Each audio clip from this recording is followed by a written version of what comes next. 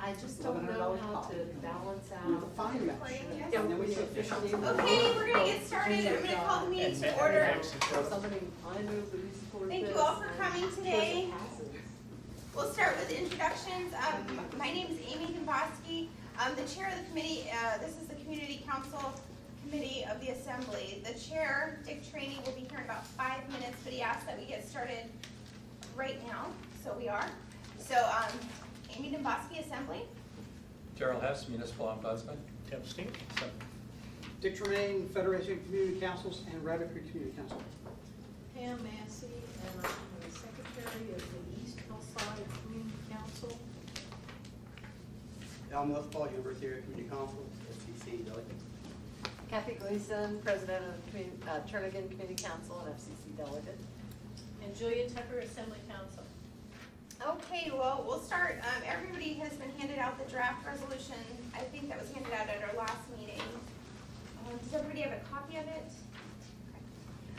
We'll just start. We'll open it up for comments from anyone. Anybody got any feedback? Have you heard from any of your community councils? Tim? Yeah, we got an email that basically was complaining about the 16 year olds voting. Basically, they were saying that they're not property owners and not, don't necessarily have the same vested interest as voters. So that was a concern of these particular people. Forward that. I could do that. I'm compiling the Oh, that'd be good. Kathy? Yeah, we had a board meeting today and went over this.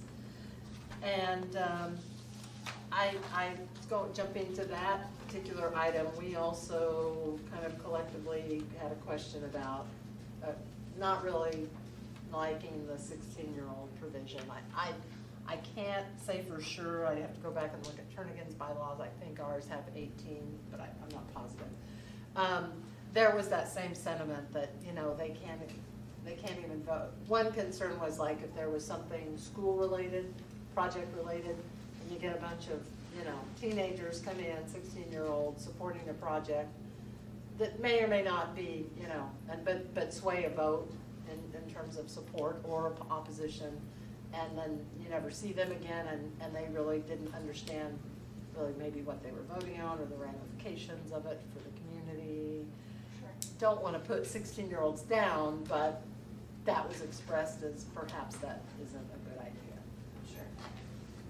Any other comments that anybody well, had concerns about? Let's see, on page 2, I just, under A, the 030A, where it also lists, who, in addition to the 16-year-old, where it lists, residents and businesses and so forth of these members. Right now, and I don't know, it's been like this forever in our bylaws, and I don't know where it came from. We actually include anybody who works within our boundaries can be considered a member.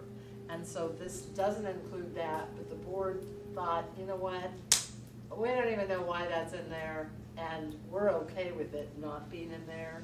So I just want to point that out, that our bylaws actually include another segment. That's an interesting differentiation, actually. Well, but your bylaws then aren't consistent with the current code. The current code says if people work, the businesses and corporations, nonprofits, and other organizations can have a designated member with people who, those would be the only people who work within the district who aren't property owners or residents who currently under the code could be members. Yeah. Designated as a representative. Yeah. Tim? Daryl, can you explain where the 16-year-old came from?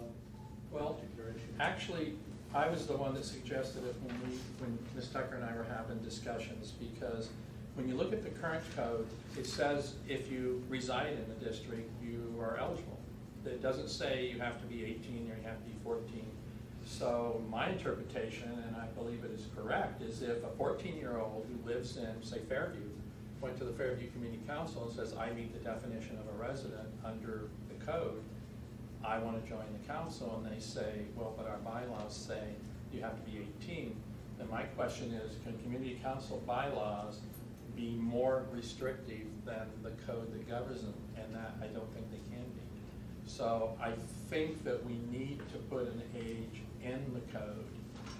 And the reason for the 16 and 17-year-olds, and I know this was a very vigorous discussion several years ago, and Mr. Trainee opposed it when 16 and 17-year-olds were made eligible to serve on municipal advisory boards and commissions. So you can serve on a municipal advisory board or commission, and community councils also serve an advisory function, and I thought it would be good to have some consistency and marry the community council code up with the boards and commissions. It's a way to get people involved, perhaps, in government.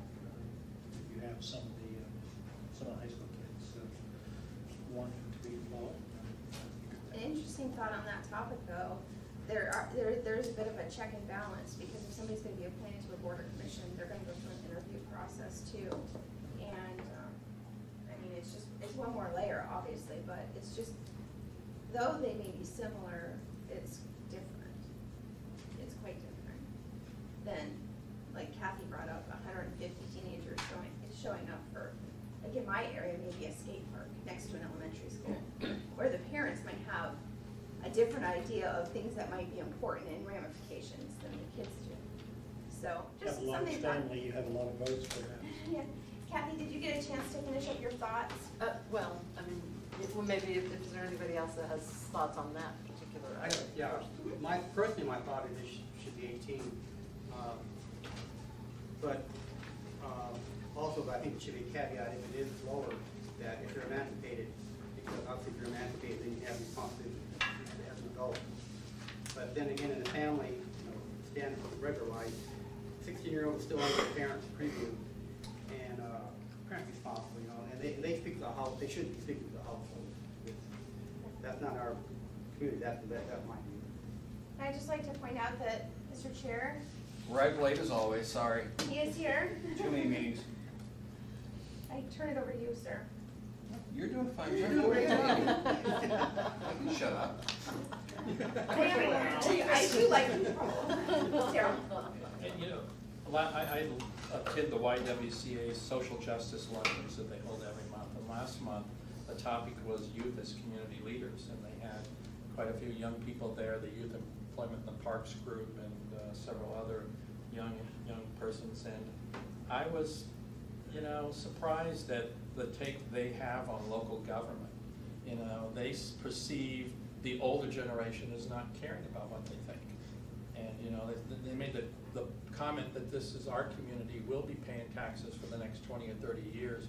We'll be paying for a lot of the infrastructure that's being put into place, but we're never asked what we think or what our opinions are. So I agree with Mr. Steele that you need to try to find a way to engage younger people in the community. And do I think, having been a community council president for 5 years, that you're going to have a bunch of 16 and 17-year-olds, if this is passed, run out and join community councils? I don't think so. Mr. Tremaine? Well, thank you. I think the discussion is great and it's worthwhile. But I think what it comes down to is what are we trying to do? And we're trying to get people with a financial nexus to the community are voting. Those are people that live there. Those are people that are renting there. Those are people that own property there. And those are people that own businesses there. And that's a financial nexus. And with the exception of emancipated young people, teenagers, while they may have a financial nexus, it's not the one that we tend to look for. If the municipality was to open up voting for 16-year-olds, this would be a no-brainer. I absolutely would agree, but we don't. In terms of hearing their voice, I'm not aware, I'm sure it's happened, but I'm not aware of any community council that only lets 18-year-olds and above speak. My experience has been anybody in the room can speak and is listened to. And so their voices, if they show up, are heard.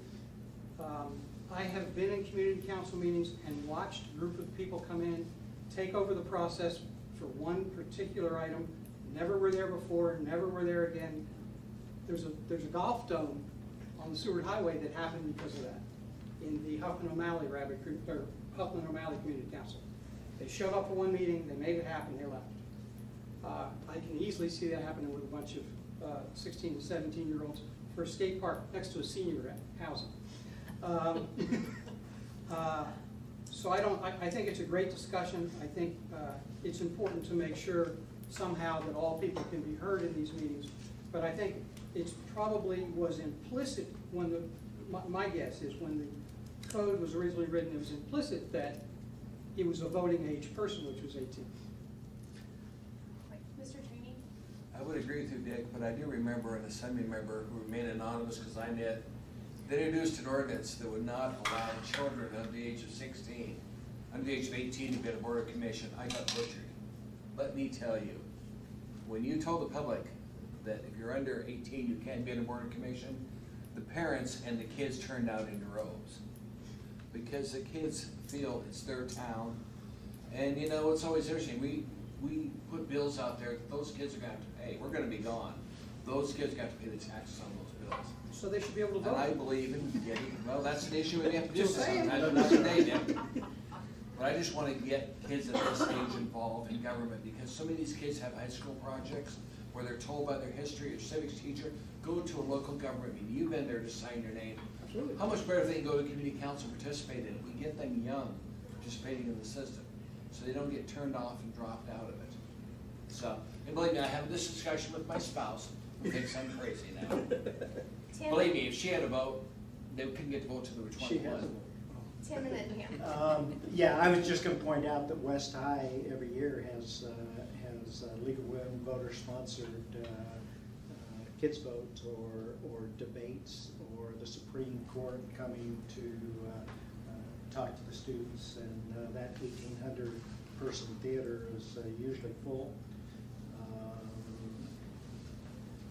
And I know when I was on the school board, got a lot of flack for not requiring everybody has civics tests and things like that. And I think Dick is right. If a young person comes to the meeting, I have never seen anybody say, no, you can't talk, and you can't speak, and you can't participate. So, anyway. Pam? I was just gonna say, this sounds like it's an issue of, they should never be told they can't come to the meeting, but do you want them voting? I mean, I would say, yes, 16 and above can be welcomed and heard. But when it comes to voting on a resolution, you might want to draw the distinction there that So you're thinking like a non-voting member?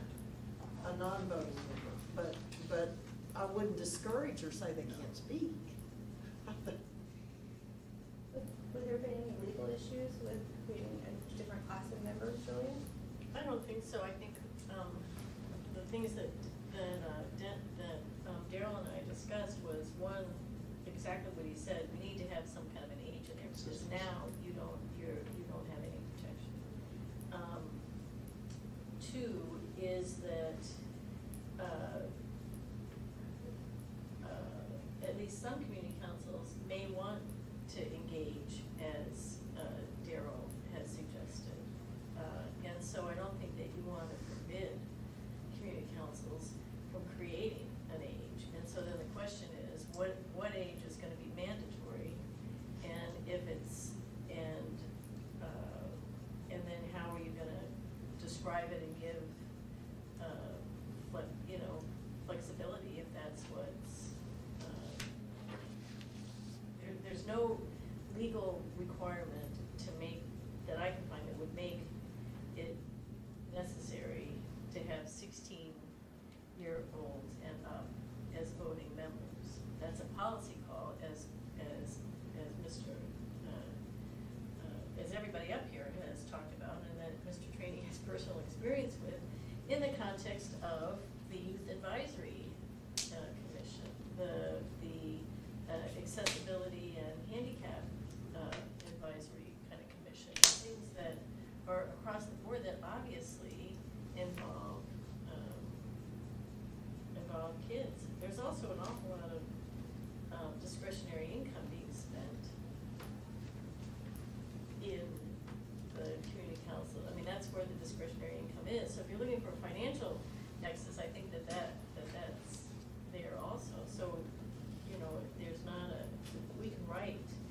write it, and the short answer to your question is no, there wouldn't be a legal impediment. Did you have a question? Yep.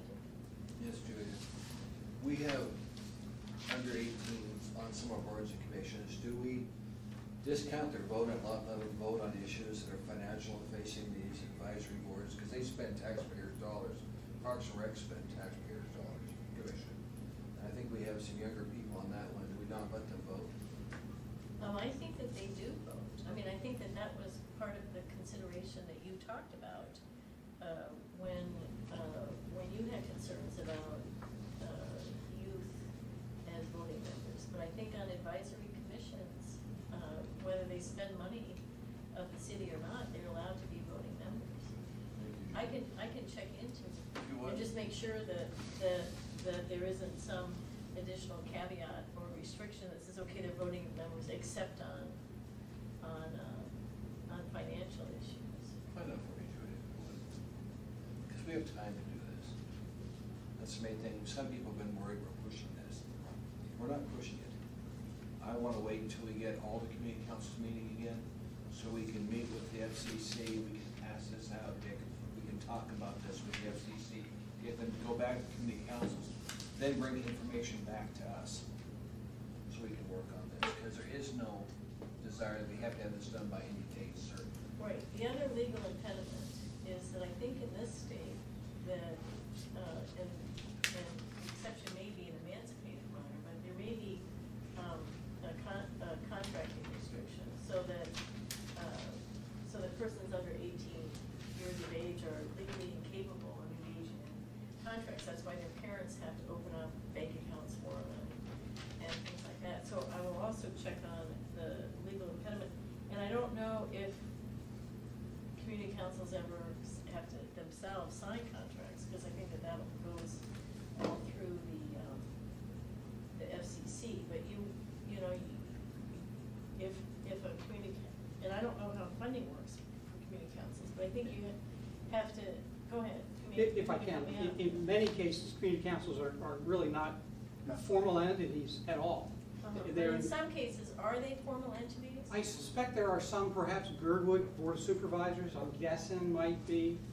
Glen Alps may have some historical tenure. There may be some in Eagle River that have a little bit more. How about Trinity?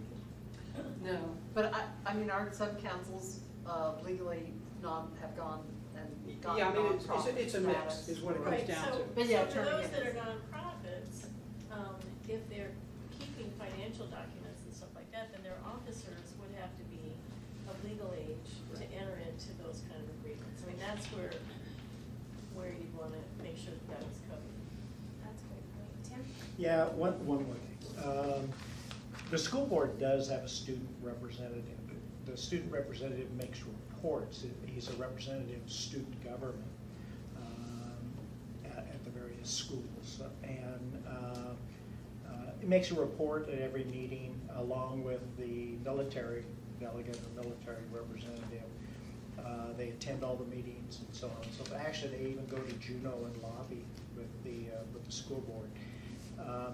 I think very rarely is there going to be anything at the community council where you wouldn't want to hear them and where it would really matter about the vote. I think that,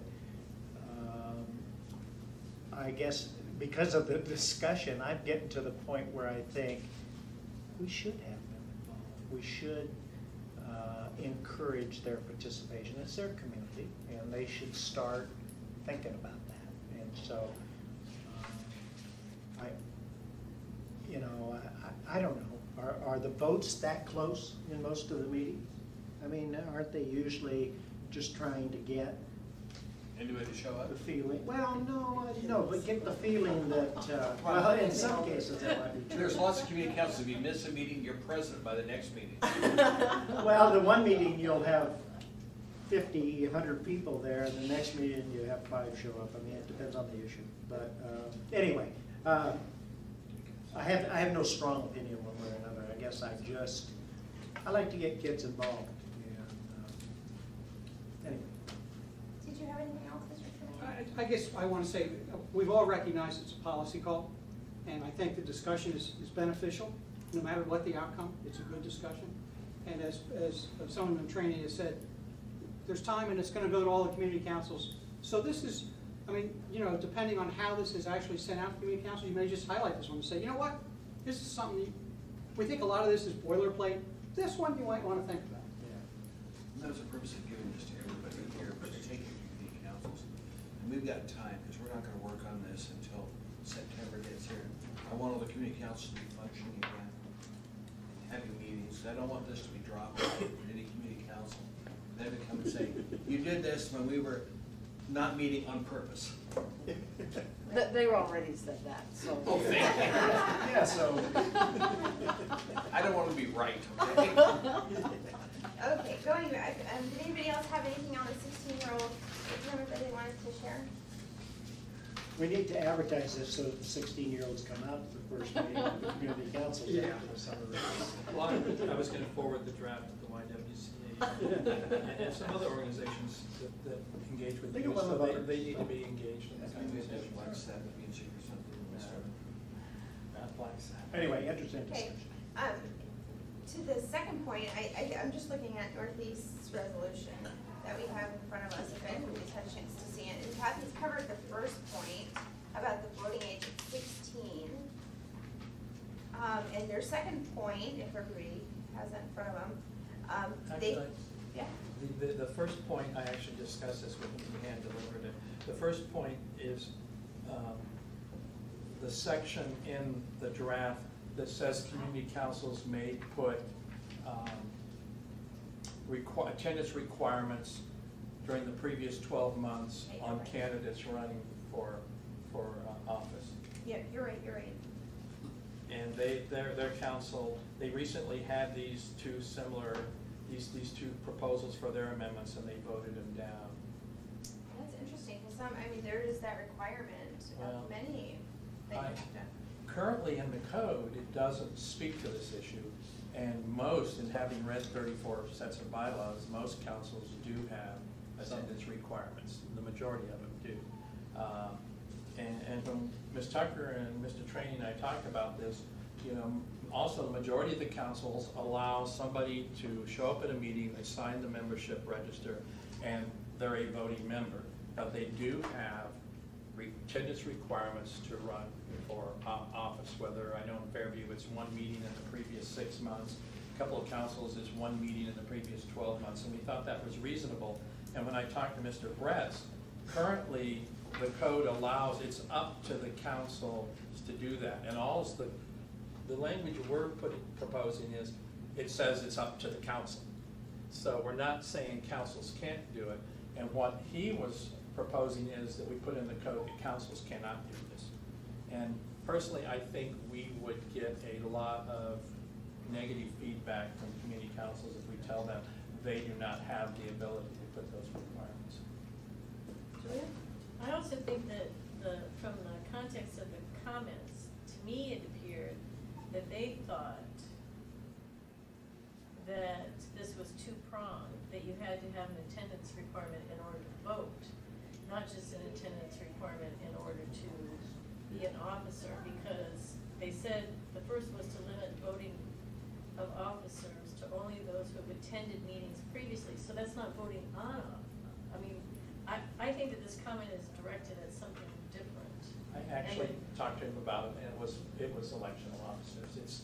It's not worded that I think it's intended. But was it the qualification of the officer or the ability to vote on an officer? It was to have previous attendance requirements in the 12 months preceding the election of officers. In other words, for an officer to have attended, in order for them to run for office. To run, because that's not how, this is talking about being able to vote. Right, and that's why I asked him, and he said he misworded it. Their concern was with having meeting attendance requirements for candidates for For office. candidates, okay. Carol? In our case, UACC, we were kind of fizzling out, and then in January, a few of us got together and said, look, basically we don't have a community council anymore. We want to get it going again. And so somebody expressed an interest, Jacob, our current president. He really hadn't been coming to meetings, really lack of attendance by everybody. And so we got on board, we got things going, and now we have a really good, I think, getting real strong. But there was no attendance prior to that by this particular individual. Myself, I jumped in it because I'd been a few before, and I said, well, hey, I gotta get involved. So there's an example where you don't have people attending, but the result, I think, is positive. Sure. We have the same problem with Hillside East because I'm actually the secretary, but the president has horrible health issues, and we have not had very many people attending our meetings. So we're gonna try and start in the fall again to get involvement. We're gonna have the same thing, that we have not had people attending, so it's gonna be a whole new set of people. But once again, it's up to your community council if you want to have those requirements in your bylaws. Okay, so then It's a may. We want to make sure that's not gonna be. It's not that you have to put that in there. Yeah, it's not like You a may put it in. 16-year-old. John, you did come a little late. Can you just state your name and your council? John Weddleton, I'm in Abbott Loop Committee Council, but I've been in many over the years. And in one case, I know in the Mid-Hillside, I know the Mid-Hillside, I think Hillside East bylaws is the president can appoint someone to fill an empty seat, so that would solve some of your problems. And this doesn't say you couldn't have a meeting, organizational meeting, and say, and let's meet again next week. Now you've got your one meeting for the year that you've attended, and next week you form the That's board. true. We've all seen meetings, or I don't know, I've probably gone to a lot of different councils because being on the school board, you kind of responsibility for all of them. And so I think I've been to most community councils at least once or twice. But we've all seen controversial issues come before the council where everybody in the world shows up and you don't even kind of know these people. I mean, you never seen them around or anything. And they vote on an issue or vote on the officers or whatever it is, and leave, and they're done, and you never see them again. Well, I'm thinking of one particular council, but what we've got in there is that you can't restrict them from membership and voting just because they haven't been there. Right, you can't So restrict they them. can vote that meeting is what we're saying in the guidelines, right? But they can vote on an issue, but they can't vote for officers if the Yeah. council puts meeting attendance requirements in their bylaws, but that's up to the council. We're taking out the requirement for dues and have to be there one meeting before you can vote kind of statements. Isn't there that statement in the guidelines? Right, my understanding of what was intended here was that the voting by the membership on council matters, including the election of officers, that You can't have the requirement. you don't have, and the only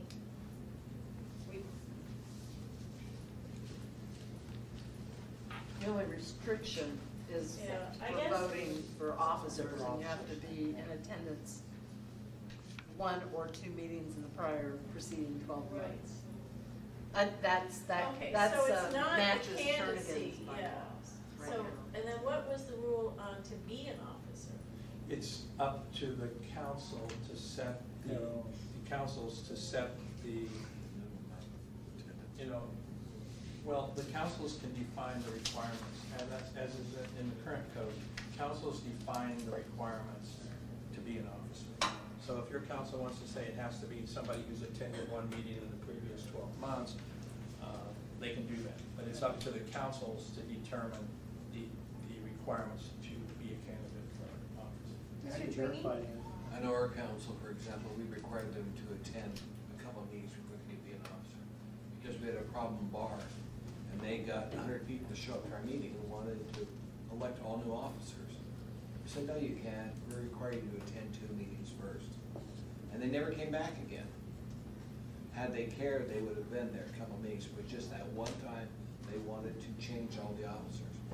So we figured the only way to do that was put that in our bylaws, so we did it. So, every community council is a little different. Is there any other comments on that particular topic? Because I'd like to go to the second one on the Northeast Community Councils where they're talking about section M, which is on page 5, line 5, conflict of interest. They have raised the point that of basically when somebody declares a letter of intent to run for an office, they have to resign from the council. So just Resign as an officer, not resigning from the council. yeah, that's what I meant, sorry. I'm sorry. I'm trying to read and do things. Yeah, so are there any comments or thoughts on that? I think it's wonderful, as soon as you change municipal code that says anyone running for any office must resign any elected or appointed office or position in the municipality. Then we're good. It's consistent. Goose and gander, ready to go. Until then, no.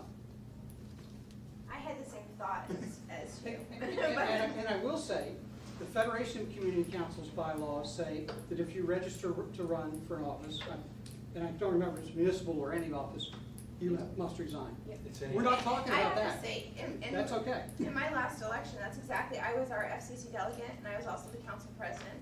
And as soon as I declared, I resigned from the FCC, but then we turn in January. So in January, I chose not to run for reelection.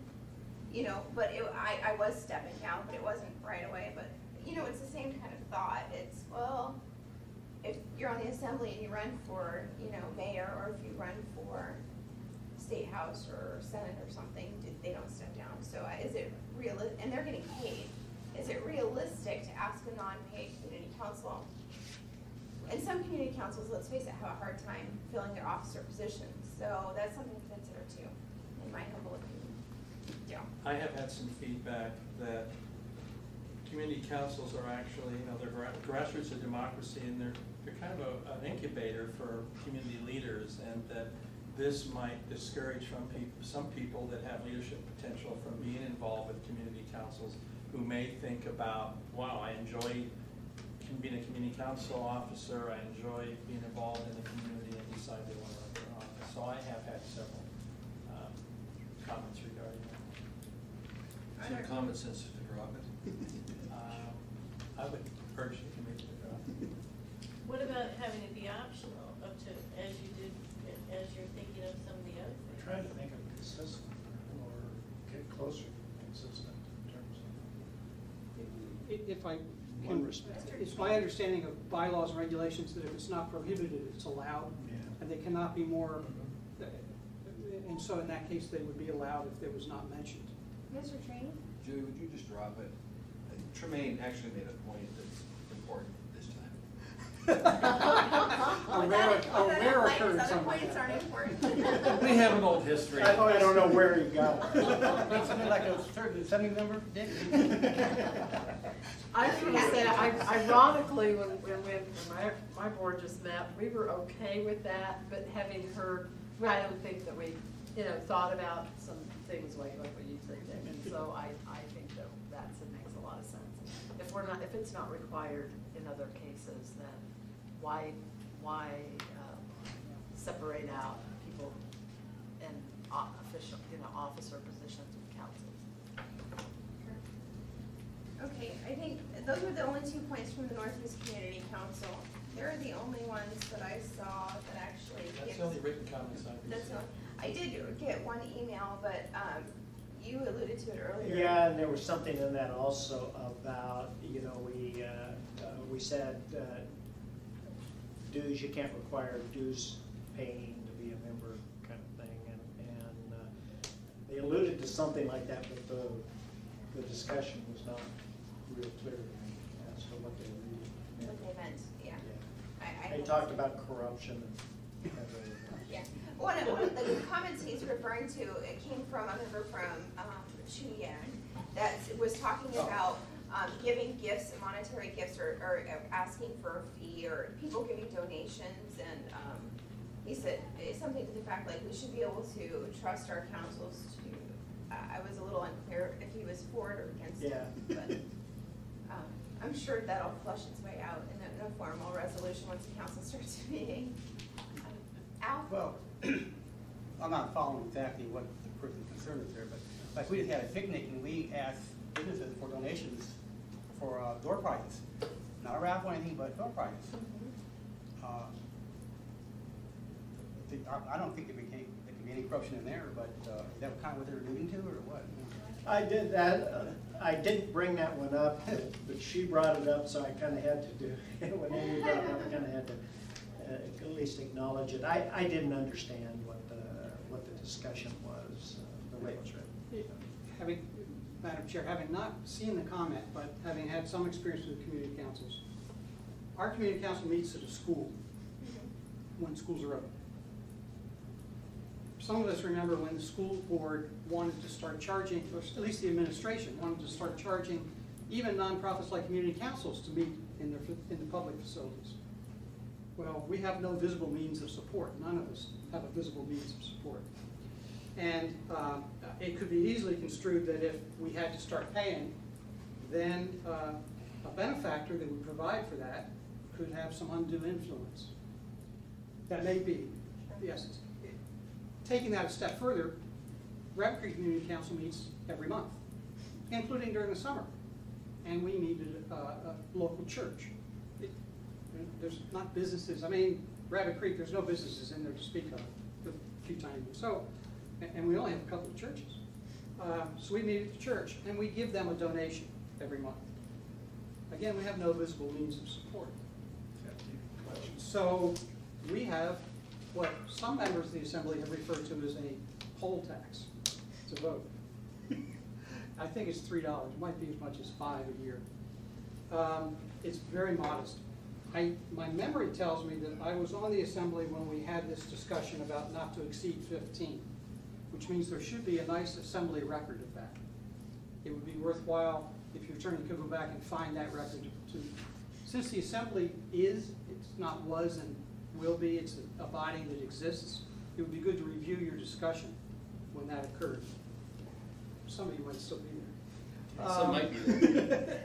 But part of it was that community councils need to have some source of funds. That the argument that, and that was one point. The second point is should not be a restrictive amount of money. Less than a latte, I think, was the phrase that was used. But the record should explain it. The other one was that much as people show up to vote and pack a meeting, if they're going to do that, they ought to give to the cause. And one way is a very nominal contribution. I have, in all of my years, I don't ever remember being at a community council or being at a public meeting and hearing that someone was not able to vote because they did not have the money to vote. I have watched people pay for other people, but I have never heard the complaint that someone could not vote because they could not contribute the money necessary to vote. It may have happened. But oh, sorry, no, go ahead. I'm done. Well, I know it's not Turnigan, but I know Spenard has the requirement that they have the $5 dues, but if you're unable to pay, but you cannot join and vote the same night. And Two different things. That is two different things, but it's kind of related. You've got to come up with your money, and then you're still restricted for that evening, and it's sometimes a problem. Sometimes it's good control, depending on, Turnigan doesn't have that. I guess the way Turnigan has very little money. We don't charge dues, and we're the same in January and June, even though we meet at Turnigan Elementary. The schools close then because we meet at the beginning of the year where the school still isn't open back up from Christmas vacation, and so we meet in churches. But we don't charge. I don't know what you meant by like a voting poll tax thing, but we just pass around a hat, just like at church. And so that's, and then we give the church a donation for allowing us to meet there, and that's worked for us. But I don't know. It's this particular provision doesn't affect Turnigan as how we operate now. But I just think of Spenard. I don't know if you've heard anybody, any feedback from Spenard, but they certainly do charge for membership dues, and they don't allow you to vote on the same night you join. Well, I know So- I personally have heard stories from one council in Eagle River, and I shared this with Mr. Trainee, but one council in Eagle River, there was an issue that came up, and the neighbors were calling, and I just referred them to their community council, and I said, you should go there. And then I got a number of phone calls back saying they wouldn't let us participate because we didn't pay, they said we could pay our $5, but then we could come back in October and vote.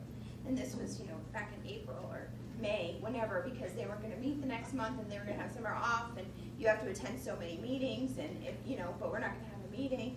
And so it almost, the perception from the residents, and I probably got 5 different phone calls.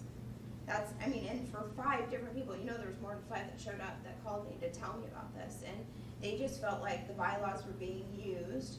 So, they, yeah, and then the other thing that I've heard, which I haven't really necessarily seen addressed, and but has anybody had the experience with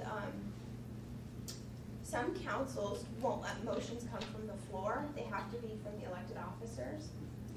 Whoa. I don't think that's. We- Madam Chair, we do that, it's not a membership meeting, and a membership is 10 or 20% of the registered members. So, I mean, that means we can't have a meeting if 5 people show up. In that case, it's a board meeting. And the board can make motions, but other people can't, but. Yeah. I didn't see anything like that in the 34 sets that I reviewed, but of course they all start running together. I think most it was that the board could make motions and things, but they have to take it to the membership meeting. But as far as the dues, I know Fairview, my council charges $1. And I have seen times that people couldn't join because they didn't have $1 on them, and I didn't bring any with me. I usually try to, when I would attend, I try to take some dollars with me. And there's a requirement, you join one month and you vote the next. And so some people do show up who live in the neighborhood because they're interested in an issue that's on the agenda that night. And then they're not allowed to vote, and they don't come back. And I got involved with the councils in 1999 because there was an issue I was interested in. I went to the meeting, it was the first one I'd ever been to. I spoke on the issue, I couldn't vote, I wasn't a member. But I joined the council, and within 2 months, they appointed me to the board. And I spent 9 years on the board. But, and I suspect, you know, people who are going to contribute, if it's whether it's a required due or it's voluntary, those who are going to pay are going to pay. Those who want to contribute are going to contribute. And it does say that you can accept voluntary dues and you can accept donations. So I don't think it would change much. In our case, we don't charge dues or anything like that. People obviously can donate, like on picnic or whatever. My view is that we shouldn't be required, have to have around is fine. Like in my case, I do a lot of community service.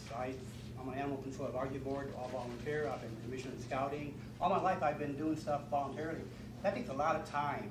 So that's what I put in instead of joining the organization where you got to pay monetary thing, because actually it's more monetary like. And I wouldn't, frankly, I wouldn't join an association, community council if they did require dues, because I figure my time I'm providing is more than that. Sure. And I just wanted to follow up, the email that we were referring to earlier, he was talking about voluntary dues, and he felt that even accepting voluntary dues could lead to government corruption. So just to be clear, that perspective. Mr. Tremaine, did you have a comment? And then Mr. No, Steele? just, thank you, Madam Chair, just to point out that this is another one of those things we're going to be talking about it, but we all need to be clear that there's 2 topics on the table: dues and only voting no earlier than the second meeting you attend. And they are totally distinct and need to be discussed separately. Yeah, absolutely. Mr. Yeah, Steele? my community council is one of those that has a voluntary contribution, if you will. And they don't push it. It was a mandatory, and somewhere along the line it got changed to voluntary. But the ones, you know, Spanard Community Council has a balance. I mean, they're okay, and they do things with it. And North Star, which is my community council, they do things with theirs too. They contribute to various things in the neighborhood, things that are going on.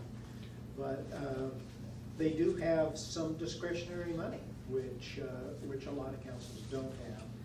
And a lot of them will pass the hat on a single event or something like that. So I'm not sure there's a need to a need to restrict that. What I know that Daryl was talking about was the requirement that you pay and you don't get to vote that month. There's both membership and payment, a requirement for payment. And I don't know that they should be required to pay. I mean, the city provides some funding to the councils via the federation. Anyway, it's subject to discussion. Kathy? There's a couple of other things that our board brought up at our meeting, if I could. Please, go right ahead. Move on. One, I'll jump around here. On page 9, under C, there's an entire section added. And reading this, I thought, this was probably written by Daryl because of Kathy Gleason and Vicky. But I don't know, it's just speculation. But it's okay, except that we wanted to know if there's something brought before, like say the ombudsman, and then it moves on and gets referred to the Assembly Rules Committee in terms of, an issue, what are the consequences of that? I mean, let's use me as an example. Let's say that somebody has accused me of doing something improper as president of Turnagain, and a complaint is filed, and it goes before the Assembly Rules Committee to consider the complaint. And what are the consequences of that action in terms of, what would the Rules Committee and/or ultimately the Assembly have to, what do they have the power to do?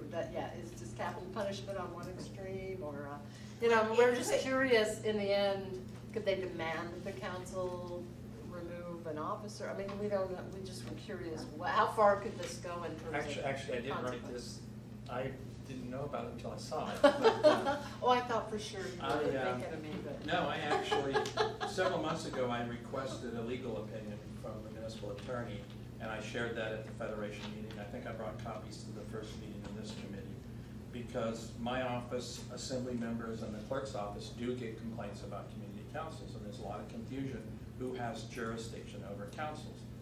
And so my three questions to the municipal attorney was, does the ombudsman's office have any jurisdiction to inquire into citizen concerns and complaints regarding the requirements of Title 2.40? And the answer was no. And as I expected it would be, because they are nonprofits, voluntary associations who are not part of government. And the ombudsman only has jurisdiction over municipal and school district employees and departments and agencies and their contractors. My second question was, did the Assembly have jurisdiction over citizen concerns and complaints regarding the requirements of the code? And the answer was yes, they have limited jurisdiction. And my third question was, if the ombudsman or the Assembly has jurisdiction, what would be the repercussions for a council if they found a violation? Could the Assembly potentially rescind recognition of that council? And the answer was yes, but there are no procedures in code, and that is one thing that probably still needs to be addressed in the draft. And I know Quincy Hansel from the Municipal Attorney's Office attended the first committee meeting. She couldn't attend this meeting, but that's one of the things she has recommended. And to answer Kathy's questions, if somebody comes to the Ombudsman and the Rules Committee, the Assembly, and says, this community council president isn't following Robert's Rules of Orders, the answer would be, well, then the membership needs to vote him out. Membership needs to do something about it.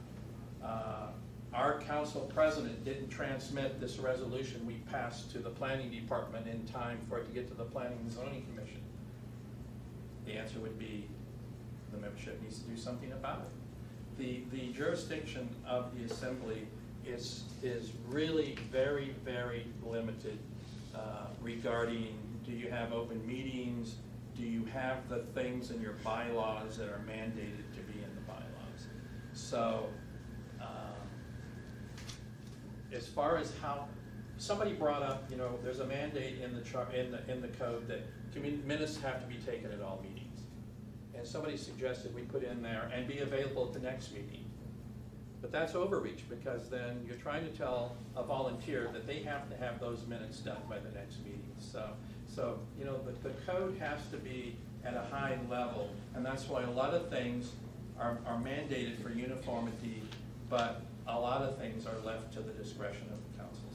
So to answer your question, the jurisdiction would be very limited, and it would be just based on those policies and procedures that must be in place and those items that must be in the bylaws. But even though it says Robert's Rules of Orders, you know, it must be in your bylaws that they prevail over everything. You know, they are in effect, they govern what isn't in the bylaws. Well, if an officer or a council doesn't follow the bylaws, it's up to the membership of that council to hold them accountable, not the assembly. So it's very, very limited jurisdiction. Al? Yeah, and I even see the assembly where they have to get final word on the bylaws, whether Robert Rule of Order. So it's not really, it's really confusing a lot of times, and I don't expect any council member to be able to follow that down to exactly. It's too difficult, Robert Rules. But like on the minutes, you said that they weren't establishing the minutes. Wouldn't that be like a charter thing where they put it in their charter? Well, they have to provide it prior to the next meeting. At that level, it could be handled. Yeah, that's up to the council. Right, it'd be a council thing, so, right, I agree with you there. I presume that the assembly's only action would be against the community council, not against the individual. Is that right or not? Yeah, I think that the purpose here is, as Daryl said, there isn't a process in place now for other particular actions against officers. So what would happen is that the Rules Committee could recommend that the code be changed to fill a gap. Okay, and that would be perspective. And so that would be helpful. If something happened within the limited jurisdiction that Daryl talked about, where the community council at a meeting that they produced a resolution that they sent to the assembly wasn't an open meeting, then the assembly needs to know that, and the council may have to redo its action, just like the assembly would have to redo its action if there is a finding that they didn't do it. So I don't think that there are any repercussions at all to individual members of if it came through that there was some actual violation, some corruption, some money under the table, something illegal act, then that would need to be referred to an enforcement organization. And so because community councils aren't funded the way nonprofits are, the likelihood that we're going to have a community council president run off with a treasurer run off with, $250 million, like we see in these things, and they spent it all on, world perks or whatever they're doing, it isn't really in the offing there. I think that if a community council had a history of not having open meetings, not providing accessible facilities, not following whatever the code turns out to be about how people vote and whether or not you require dues and what's going on there. If that is a repeated practice, then at some point there would be a problem about continuing to recognize that community council as viable as meeting what's required under code. Because if you read the code, it does say to be recognized and maintain recognition, councils have to have these policies in place and have these items in their bylaws. So that was why I asked legal for that opinion. It's in the code, but it doesn't talk about what happens if. Right, and so that would still go to what you said before. It would go to the membership. It's the membership's job to make sure that the officers are functioning, not the assembly's job, not. So the notice would be a notice to correct, to the membership. And if the membership wasn't able to correct all those things in their election of officers, then there's a failing that may cause that community council not to be recognized as a community council until the organizational requirements are satisfied, or re-satisfied. The bottom line is that community councils are advisory groups. I mean, they're citizens advisory groups, and for the assembly to, come down on the community council would have to be pretty serious, I think, because what we're trying to do is hear what their opinion is. They're giving us our opinion, and, if we don't like it, too bad. Mr. Trainee had a great story that he told last time about a community council, and I think it's something, Kathy brought up a point, there's no clear what happens if it gets referred to the assembly, but in his last point, where you have a president who refuses, can you tell the story again? Community council on Hillside, and I won't name it because there's only very few, decided not to hold elections because the president would get turned out. And so I got a call from community council members that said, what can you do? I looked, there's nothing I can do, so I came up there and took the meeting over as chairman. I held an election. That community council president was replaced. I think you were there at that time, Dick. Yep. We did it because we could, because no one questioned whether we could. And Now- my point is, now I think There's it's- probably nothing allowed us to do it. What other option was there? If I might, as president of the federation, we, once or twice a year, will get a call from community council saying there's this dysfunction or that. I've gone to Eagle River and taken over a community council with no basis for authority whatsoever. they just didn't question it. And took it over and held a vote on an issue that was contentious. Well, and that's, I guess my question is, in here, should there be something, I mean, to say that we do have authority, is there something that maybe upon recommendation of the rules committee, the chair of the assembly may take over, I mean, something, is there something for a basis? That's what Quincy Hansel suggested, is there actually be a process. And I That's- think this is the start of the process, but I suspect that the assembly, whether it's the rules committee or the entire assembly, I think their goal would probably be the same goal that we have with the ethics code or with land use enforcement, is compliance, not penalizing. And to be quite frank, I've had several citizens come to my office complaining about actions of community council officers, and after, I take the time, I explain to them the code and, what they are, and to be quite frank, in every case, I tell them, if you don't like it, run for office, get involved. Well, I'm candidate. just thinking about those I mean, extenuating circumstances like Mr. Trainee described, when somebody refused to hold an election, they refused to follow the rules. I mean, if somebody really wanted to fight it, I mean, what authority do we have to, I mean, you could just not recognize them. There is none, but quite frankly, no one argued with us. We simply did it. Because that was the only way to take care of the overwhelming desire of the community council to have a change in, and this one had been there 2 years. And if we hadn't done it, it would still be there. Because he knew as soon as he held an election, it was gonna change.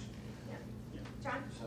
When I read this section, the thing I would expect before the ombudsman would be that the FCC would have some authority. And I think Dick kind of hit on it, where if there's a dysfunctional community council, that the chair of the FCC may step in and take authority or something. And then you have the guidance of someone, staff at FCC, plus you'd have people within the community council system dealing with their own problems. The problem is, the charter does not recognize the FCC, it doesn't exist. That's like saying Kinko's can come and make a change. The FCC is a wonderful organization, but it's only a provider of service to the community councils. It doesn't exist in the charter. And that's the reason the assembly has to do it. But it could be, the assembly could delegate it. So it could be a phone call, like, hey, could you guys take care of this problem? Which is what's happened before. It happens. And I as staff have done that, and Dick and others as chairs or vice chairs have done We'll just go have a nice conversation. Just for the record, I just want to point Mark Butler from the FCC is here. it. Community council's manager. I'm Pam Massey, which I wanted to talk to you from. Yes, ma'am. Hillside East Community Council, but I would say, why don't you put it in code that should there be a problem, the assembly has the authority to delegate or, appoint an FCC representative to, That could be misused too, though. well, yeah, anything can be Well, misused. It's gonna be with the assembly's overview of it. Yeah. And as a mediator, not As as a they take mediator. over but a mediator. That's what. Yeah. But I think that maybe, I think what we're missing is just what Kathy was pointing out, there's sort of not an end to that sentence. Yeah. And so, Just leaves it the open. notes that I took so far would end that sentence. So I'll read the first part of the sentence too.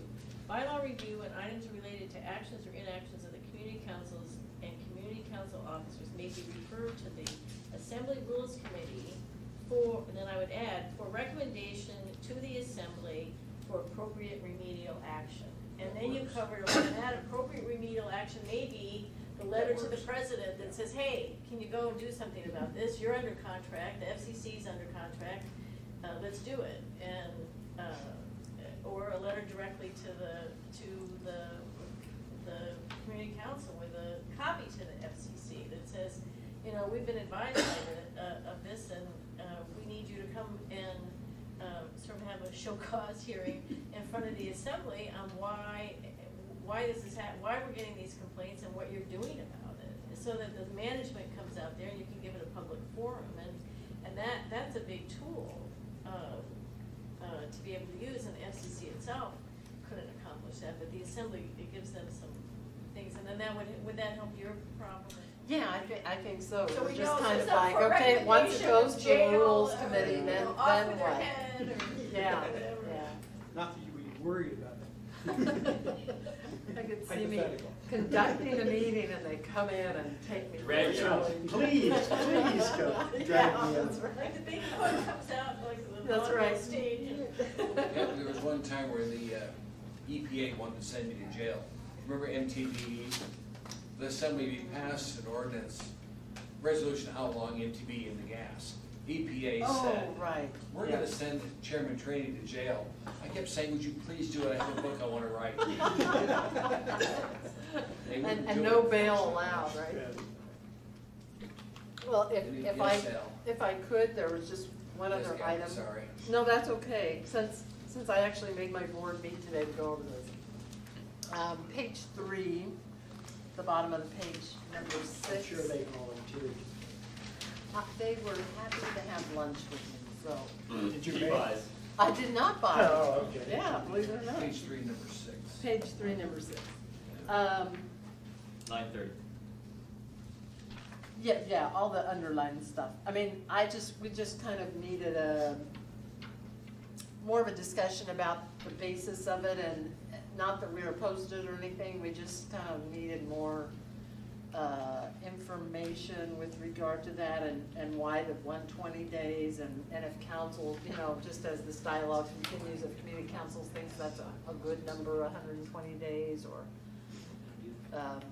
just because of, sometimes councils don't meet in the summer and other reasons, but. The intent of this was the code currently says to be recognized and maintain recognition, the councils must submit their bylaws to the Assembly.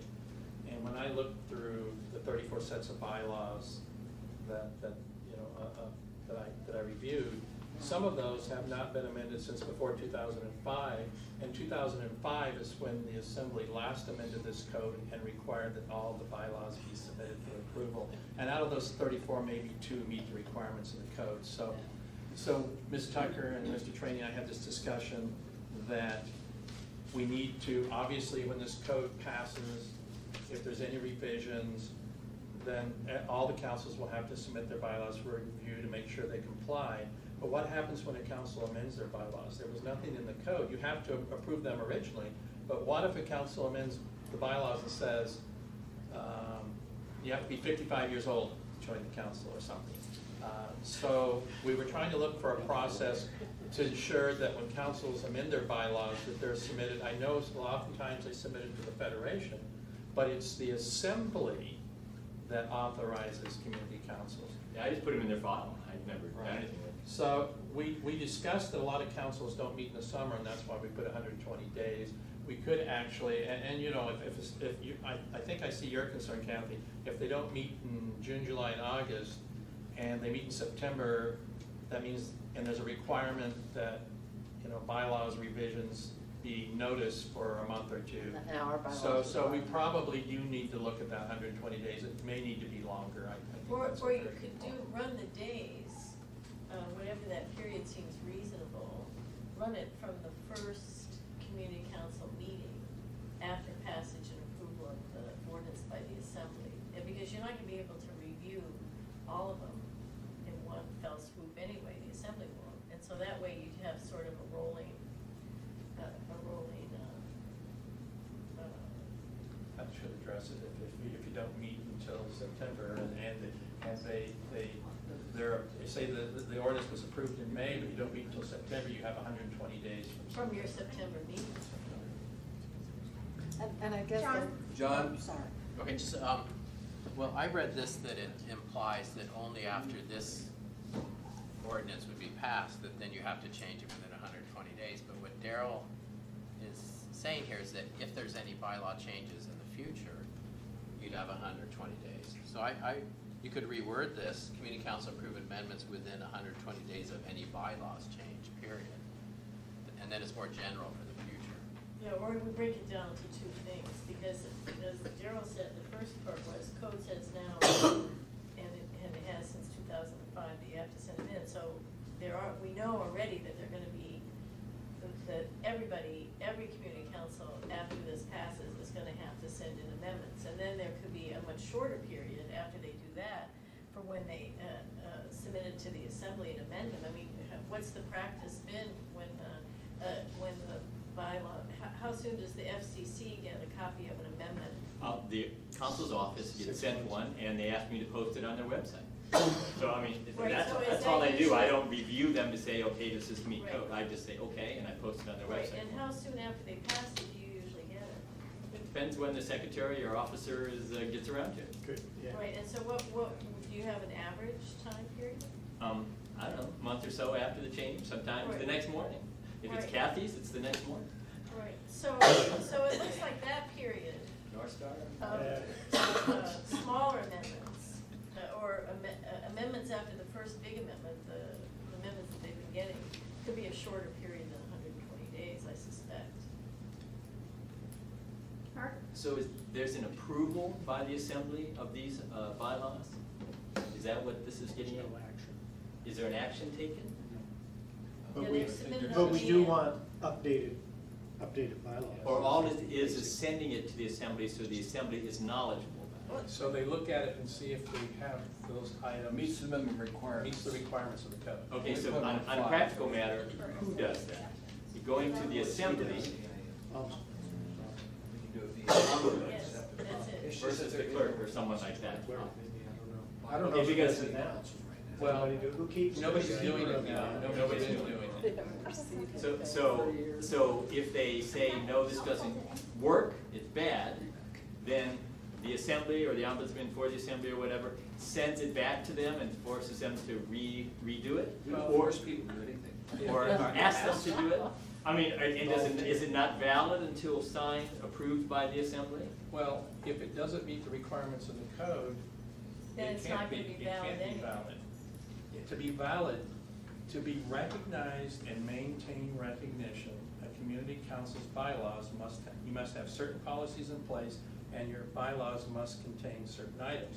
It doesn't matter if the council passes and approves those bylaws, technically, they can't be legal or kosher because they don't meet the requirements of the So code. let's say I'm just doing devil's advocate here, not to criticize the process.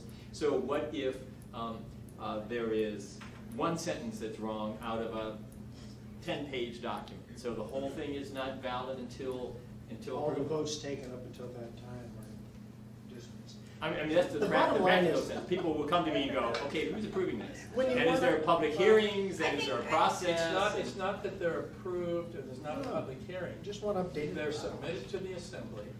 The assembly's supposed to review them and make Okay. sure they meet the requirements, the legal requirements of the code.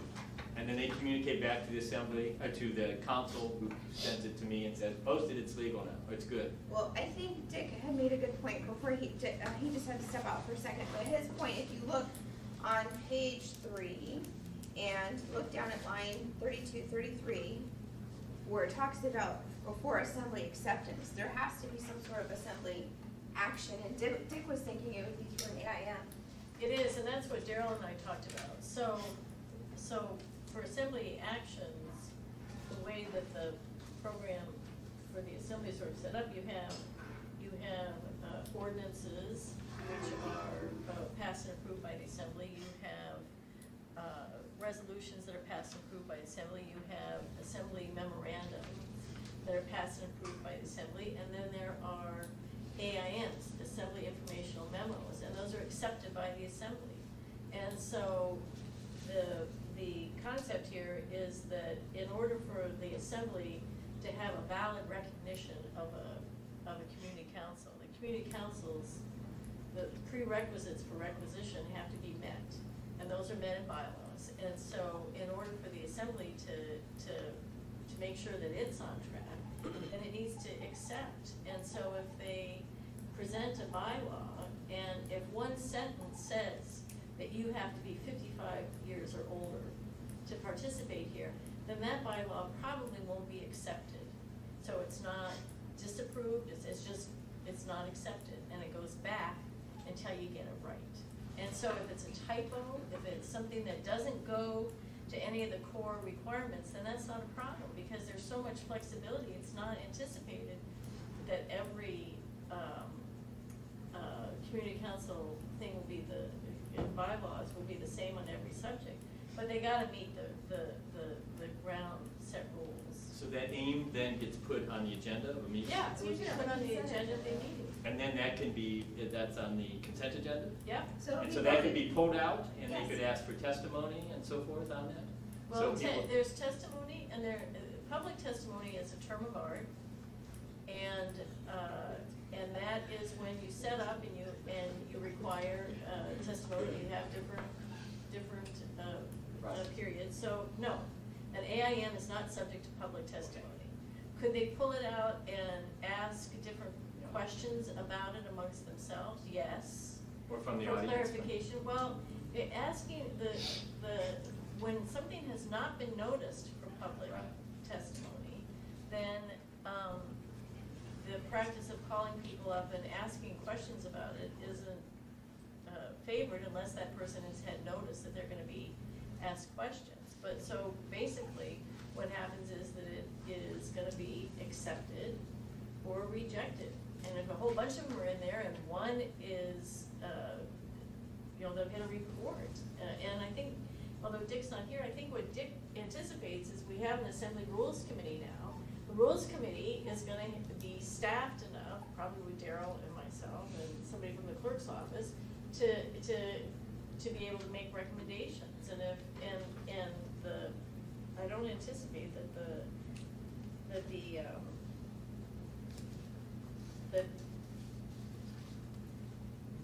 there's going to be too much worry about this. Daryl and I also talked about having kind of a template that would,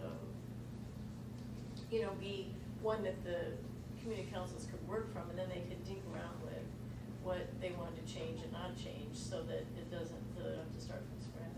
Mr. Seal? Yeah, I may have a different view on this than others, I sometimes do. But, but I think everybody ought to have the presumption that the community council's bylaws meet the requirements. And putting it up on the web page is a good thing. So everybody has access to it. So somebody has to review it to make sure that it's legal. But we're not looking for a lot of work for the community councils.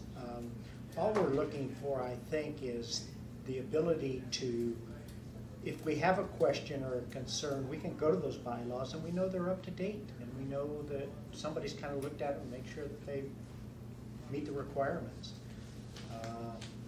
I don't think we're looking to second guess and punish or judge or whatever. We're just trying to see that it meets the charter requirements and that they're up to date. Alex? So we submit our changes one day before the 120 days.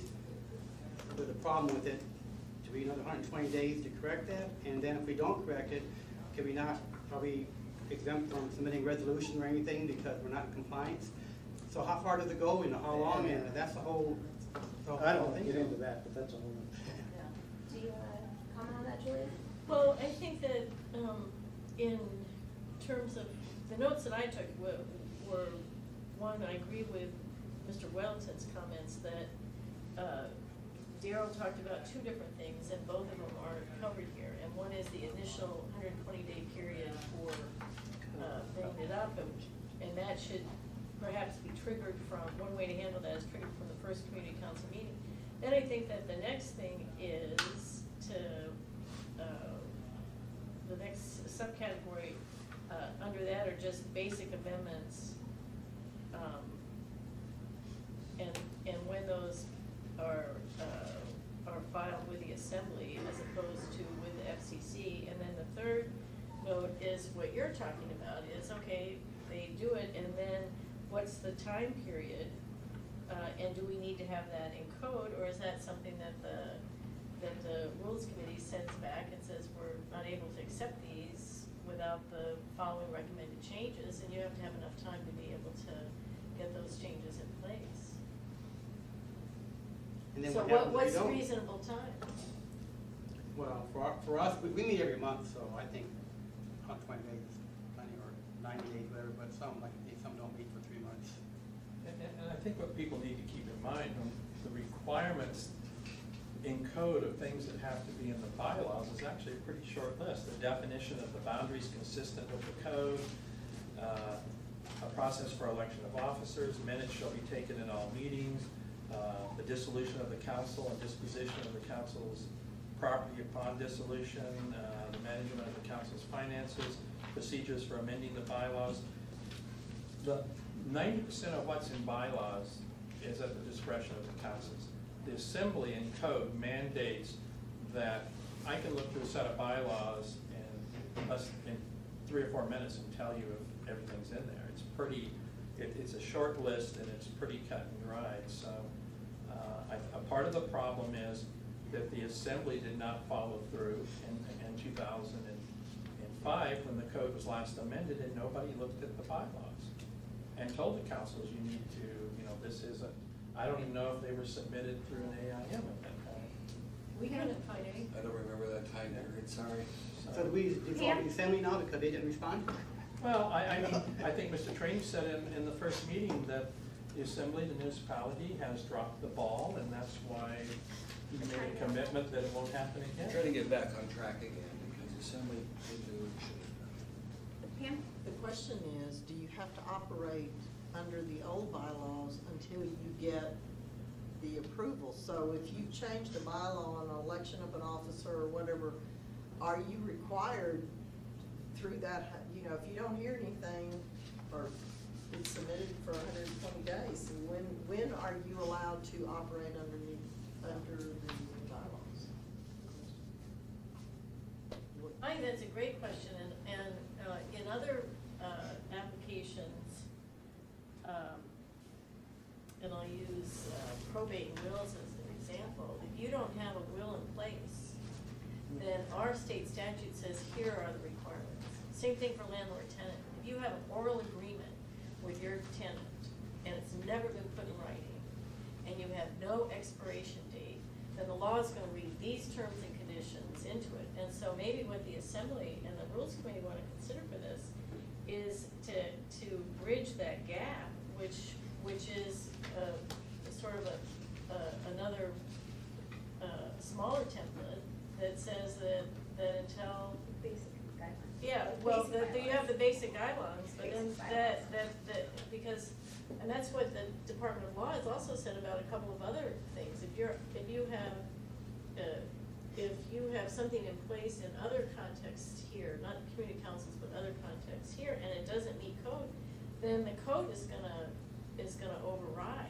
And so we might as well think about that and see if you wanna have the mini, basic requirements that say in the absence of an accepted code with the effective date of this, these are the provisions that will be your operating provisions, and then those are in place instead of, for apparently some of what Daryl reviewed, bylaws that don't meet code now, John? that don't meet present code. John? Well, you know, this is the point I was gonna make, because I think you could put this ordinance out, and we've been talking about reviewing 34 bylaws, we've got 37 community councils, many of these are just not inactive, and it simply won't happen. So I think having a template, if you don't submit your own, this is what you'll go by, is kinda heavy-handed, but realistically is where I think. We need you something end up. that's heavy-handed, because right now, some of them don't even exist or don't meet. And then they can always substitute it when they present appropriate bylaws for assemblies. Yeah, so we sort of create a default. And I'd certainly with the support basic that. requirements. I think that's a good idea. I think that's, I just Well, hate to get too it's actually carried away. It's Amy's idea here. Nice. It's like how to manage it, you know. Anything else? You know that, Sorry. oh, sorry. Dick? Oh, I'm sorry, and I'm assuming we need a new topic, moving on, or on topic. You wanna talk the old topic? Well, I was just gonna say, you know, when I looked at bylaws, the elements that most are missing is the definition of the boundaries as it consistent with the code. And a lot of councils don't have a process for the distribution of, the dissolution of the council and disposition of the council's property. I mean, most of these other things are in the bylaws, so it's not like it's all over the board and there's a lot of work for the councils to do. It's just the code says you have to have all these things, and there's most sets of bylaws have a few minor things, a couple minor things missing, but as far as the actual procedures and voting, and most of them have it in there. Dick, you wanna think anything? Not on Patty? Pam. I do, that is a pertinent question about assets, because the East Hillside Council, we've had a death of a president, and then someone took it over, and she's in ill health, but there is an account, and I thought if we get transferred, or we, retire and move, there is an account with $1,400 or $1,500 in it that we're struggling with the East, to get this East Hillside Council going, which I'm gonna talk to Mark about later, but my thought was if I, like tomorrow they said, you're moving, there's this account that the treasurer is a snowbird, she's back and forth. There is no, I would have to call you, I'm sure someone would say, we would be happy to take your money, but there's no legal process with the dissolution, or, can that be held in trust until someone, a group volunteers to get together? But it is, it's a bank account, and it's an East Hillside Council bank account, and it's not a lot of money, but there's no process, I don't think. I think there is some. There is. Is there a In your process? bylaws, yeah. There's a In my community council. bylaws, see, John probably knows better than That me. has been notified that they own a motorhome. Oh, and that's they- right. Whatever happened with that? And they don't, they said, well, we're home, and. They own a motorhome? Yeah. Connected with community patrol stuff. Yeah, community patrol stuff. Anyway, and they don't remember it, and is there some liability? Yeah, there might be some liability with regards to. Don't tell me this is parked in Mountain View next to home and we're Probably. gonna have another fire. So tracking assets is certainly an issue, and so is, if the council goes down, then distribution, or what happens to it. Because some of them have issues, some of them have funds. There's a couple councils that have some pretty good funds. I know one that I've got grows by 5 cents a month because of interest. Other Yes. than that, they never get it. That's true too. Yeah. Well, if certain of these provisions go in, like the mandatory 16 and up, then that needs to be in a default, or otherwise you're not operating after, after that. So I mean, that, I think they're just a suite of things that it's good to cover. Well, it's for the purpose of doing this, to try and get everything unified, because we do need a set of bylaws that works for our community councils, and I don't want them to be an afterthought. Too many of us started there and want to see them continue. They're a good incubator, I think, as you called it, Dick, for future assembly members, future school board members.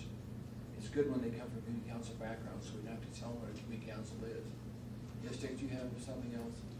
Different topic, Mr. Chairman, very minor, but if we're not charging dues, then the members are in fact everybody that lives in the neighborhood and works and whatever. And we can't be responsible for a membership list, so we'd like the assembly to give it to us, because frankly, nobody knows who the members are at that point. That's right. Well, actually, this operates differently than that. And so this defines who your membership is. And so that's part of the. Could you show me that one? Yeah, I don't know. so that's what Daryl and I Which page spent or which line? some time on. So community council, this is on page 2, Yeah. starting with line 34.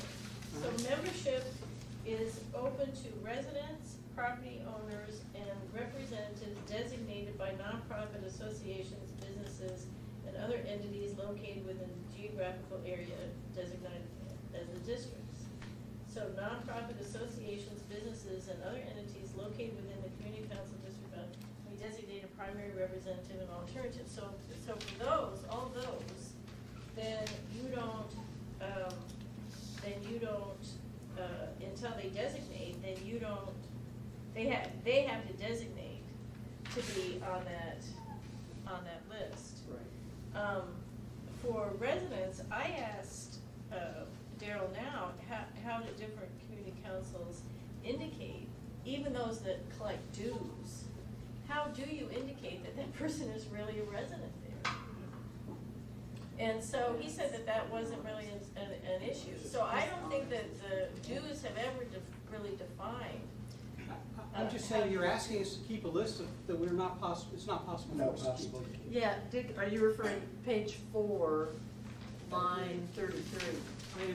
Yes. Yeah, it says I mean, maintenance we of a just- council meeting attendance roster It's not and possible. membership list. That's a good minor. point. It's a minor point, Yeah. but Well, bring it up. We have mailing lists, Sort of. but not membership lists. Well, how do you do, how does Fairview do that? I don't understand, because I maintained a membership list with no problem. Do you? Yeah, You but know that's everybody that people lives sign there? in. You charge dues. Well, when I was the council, no, it was, Oh. well, they charge dues, No, you- but also if you sign in at a meeting, if you sign in at a meeting, the That's membership an roster, attendance list. and you say if but if you say you're a resident, or you're a property owner, or you have your designation, then I would take that, and Yes. I had a spreadsheet, I would take that sheet, and anybody new that wasn't in there, because it was alphabetical, I would add them when they joined. But everybody that You're doesn't taking come to the meeting is also a member. Right. That's what Dick's trying Yeah, to. our that's what bylaws he's trying to say, say is everybody you're who a member, you lives, live the works in a geographic That property. makes you We're not eligible list. to be a member. No, it doesn't. It makes you a member according to the code. And that's according to our bylaws now. Yeah. We don't have a list of every Your resident. bylaw, they have to come and sign the membership roster. It's a No, minor point. no. No, but it's, No. for example, VFW in South Anchorage, Well, I'll case in double point, check, Daryl. they had 20 people come to the community council meeting. Then how, And they represent 42,000 people that live in that community council, I don't think so. Right. But those are the ones that cared enough to come to our meeting. Right. Because we've always assumed community councils are more than just the ones that show up. Right. They're everybody that lives in that geographic boundary of your community council. Right. so how do you determine who's eligible for councils that have attendance requirements previous to the election? How do you determine? Do you use the sign-in sheets? Yes. We use Yes. the combination of the sign-in sheets and the roster. The We roster use- was we the use final our- determinant. Sign-in We use our sheets. attendance sheets. North Star's sign-in sheets. And our- we just- Bernard is sign-in sheets. We just asked, well, we're gonna vote now on the issue, everybody All those, qualified, yeah. and basically it's an honor system. We don't challenge them if they're resident or not. When we've had contentious ones, Yes, we've actually question. had people to pull out information, Pam? IDs. is it possible to get a mailing list that we could have on a spreadsheet? And then as they come in, then they can just put an X that, yes, this is, I mean, it's not possible, you And it cannot. changes. Well, the question is, daily. who's a resident? Yeah, So sure. let's say I've moved, my girlfriend moves in with me, and she's now a resident of this area, she has, registered to vote. I don't know where that name is, where was Elviserta, who? Well, but it who- shows up on a property owner's. She's stuff. not an owner. She's No, not a well, resident. She's a resident. Residents could include, Well, that's true. people who are, My child 18 years old. Not- Just they're not whoever even- shows up. they're not even citizens, they could show up. Honor system has worked so Okay. far. Yeah. Or But dishonor so, system. but I think that Mr. Tremaine's question, and, what he said was it was a minor point, and I think that that minor point is that there's not a finish to that sentence that I was reading. So, as Daryl said, these are who are eligible, or if that's shall be open to all residents, and then maybe what we need to say is to sort of, I have to do the final wording, but somehow it seems like there needs to be something tweaked in that sentence so that Who has you no have it end with who attend a System. meeting and sign the attendance roster. Which is fine, it doesn't have to be answered right now, but Right, but it needs, but he says it is like an open thing, and so we have to tweak that a bit. That could be And the active Sorry, I members- didn't understand how the that active was- membership These they list. have to print. I only know one or two concepts, the active membership list. active membership list. Because I got a Kathy, 10-year-old when child. she speaks- I can at least sign in if they're a resident. But Kathy, when she But not speaks as community council president, think she's representing 40-some-odd thousand people in your area. You don't say on TV, I represent the 20 people that come to our meeting. No, there's no way I'd say that Or, on. or the TV. 12, or the 12 who voted for you, or But whatever. you know what I mean. Yeah, of course, I get challenged on that all the time, but. Nor do assembly members say that they represent the 3,500 people that voted What? in the election. No, or the 55,000. I do. Those we talk about. But some community And even councils, those that didn't. some community councils, Northeast Community Council has almost 30,000 residents in its area. But there is no list of the membership. So again, only a couple councils I'm aware of, one or two on the hillside, have an actual list that say, these are our members. It would be Well, these are good questions. Yeah, these are good, I mean, I appreciate it. But again, this is a volunteer group, these are volunteer groups, these are people who are concerned citizens who give input to the assembly, and we do not want to be so bureaucratic that we drive people away, or disenfranchise folks. Right, but what he's pointing out is that we've used terms later in there, so you need to have the code consistent. So if we're saying that there's a membership list and an attendance list, and then we haven't defined how we ever get to Yep. from the attendance list to the membership list, and so as Daryl Or points out, those are eligible. the people who, yeah, well, you have who's eligible, and then who's your active membership on the roster, and so they don't move from eligible to being on your membership roster until they attend. Does anybody take the roster to the meeting to see who's who? Oh, well, Oh, yeah. our, Sometimes. Rec does it ours, when we have elections, and when they attend and sign in, he can actually look to see if they've attended So he has once in the he has last. a database. He has a database. And that's the better that makes organized. And is sense. it up to date? So do they have to be there Yeah, he within the updates last it 12 after months? every or something meeting, like so- that? Only the handful of better organized councils are like that. But, yeah, I mean, like, if Speaking I had of to take which, over that, I we will would. circulate the roster here, so that everybody here can keep this roster Well, then they can updated vote. in practice. That would be the good thing. Yeah, in practice. Well, I think a lot of councils also have in their bylaws that anybody may challenge a vote, and the sign-in sheets and the membership roster is the determiner. So a lot of councils in their bylaws do say that anybody may challenge a vote. Yeah, if you think somebody is not a resident or not a member, you can challenge them, and you go to the roster or the sign-in sheets. Then again, on the sign-in sheet, what can you require them to put on there? Is you have them sign their name? Do they have to put their telephone number, their address? What, how restrictive is it? Because it's a privacy issue too. Well, a lot of people, but that's why it says may only be used for council business. That's one reason that's always been in the code as far as the sign-in sheets is you don't want to share that information with the public. And I know most councils like ours, you put your name, you can put your address, phone number, email, if you want to receive the newsletter. It used to be by snail mail or email. And are you a resident, property owner, business owner? All of the above, none of the above. There's a lot of people that come to each meeting that aren't members, that participate in the conversation usually. But when it comes time to vote, it's the honor system for most. Yeah, yeah. And a lot of councils know who the members are. They're usually a fairly small group.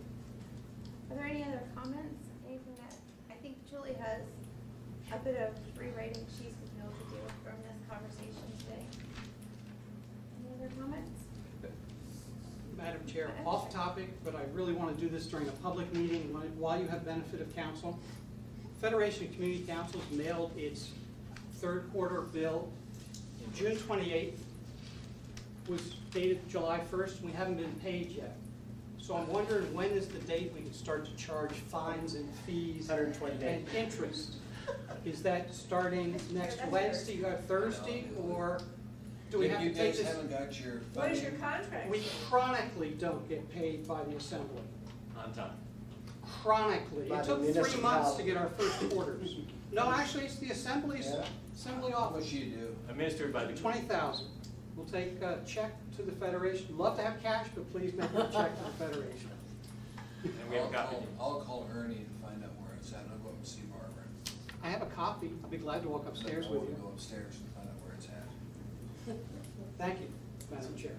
Was it hand-delivered or mail? I mailed it to the Well, clerk. what's the penalty for not doing it? Don't know, but we're gonna renegotiate that. And maybe we ought to cut a check to each community council. Well, I think we'll start mailing them And then to, they can, I they think we'll can notify reimburse each the assembly member that we've Federation. mailed our bill off this time.